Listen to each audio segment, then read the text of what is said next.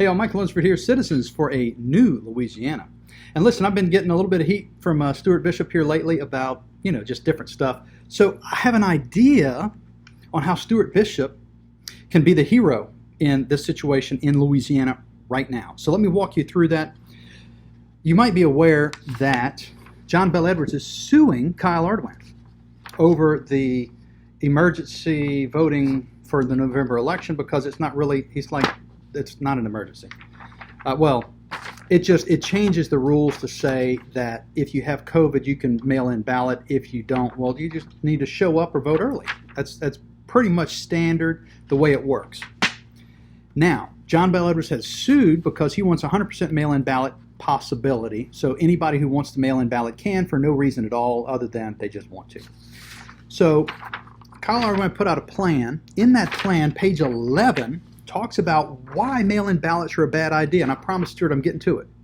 The U.S. Postal Service has said publicly that election mail should not be held for insufficient postage. However, 10 days before the election, U.S. Postal Service employees delivered 7 trays of absentee ballot requests to the Orleans Parish Registrar of Voters.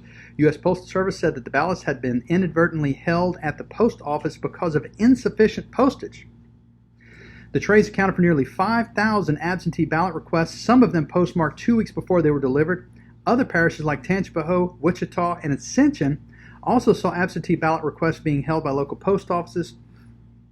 In the case of Ascension Parish, the Registrar of Voters appeared in person at the post office where the mail being held and was told by an employee that they could not hand over the absentee request because they were short-staffed. So mail-in ballots are a disaster. They were last time. Kyle Ardoin said, don't want to do that again. John Bel Edwards is suing.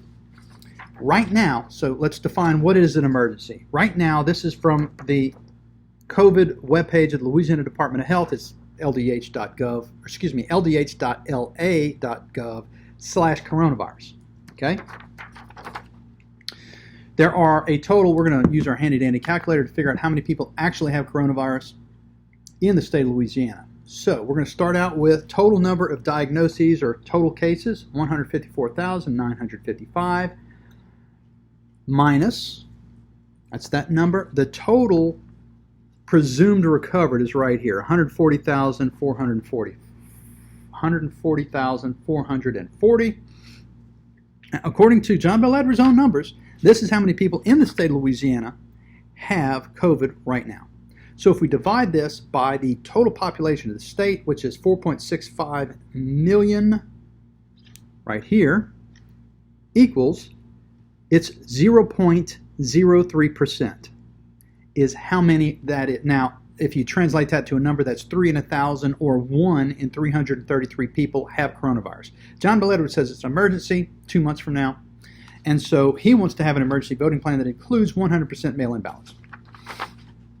The fix for this, the CPAW petition, because November the 3rd is exactly 55 days away right now, and the CPAW petition says that no further public health emergencies due to the threat posed by COVID-19 shall be declared by the governor for a period of 60 days. Well, that takes us past the election. So if the CPAW petition were signed, that means the governor could not declare a state of emergency. So all the lawyers that he's paying to sue Kyle Ardoin and all the lawyers Kyle Ardoin is paying to defend himself are coming out of your and my tax dollars. It would end the debate because there's no more emergency. Why do we need to sue anybody over an emergency plan when there's no emergency, right? You with me? Now, Stuart Bishop told me he has signed the CPAW petition. However, there are 4 members that I've identified, and by the way, we estimate about 44, 45 people have signed the petition, which means we need about 8 or 9 to go. Well, I found half of them in one parish. Jefferson Parish has 4 members who we suspect have not signed the CPAW petition. Let me rattle through them. And by the way, if I say your name and your legislator and I got it wrong, call me and I'll fix it. Charles Alexander Henry, John Ilg Jr., Timothy Kerner, and Debbie Villio are all suspected of not having signed the CPAW petition. Now, why is it important for Jefferson Parish? Well, I pulled HB 2. This is House Bill 2 done in the extraordinary session, first extraordinary session of 2020. This is where they spend all the money. And the author is Stuart Bishop. So Stuart Bishop has given money through this bill, the amount of money. In fact, I have my adding machine tape here. It's 4 pages of money. If you add it all together, $73,208,195.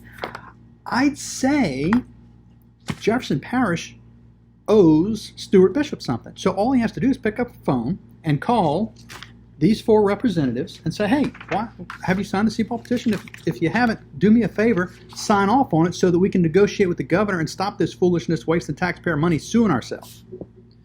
Again, the names: Charles Alexander Henry, John Ilg Jr., Timothy Kerner, and Debbie Villio, all in Jefferson Parish. And once we get through this list, we can jump on and find another 4 scattered throughout the state. I'm sure we can get to 53. Again, the goal is not to overturn the governor's state of emergency, but to give the legislature negotiation authority. Because you don't go in unarmed. You have to go in with, we can do something. We have a petition. We can turn off your emergency order, Governor, if you don't listen to us. That's the plan. And look, Stuart Bishop can be the hero. So here's your chance. Make it so. And look, give me a call. Let's work together on this.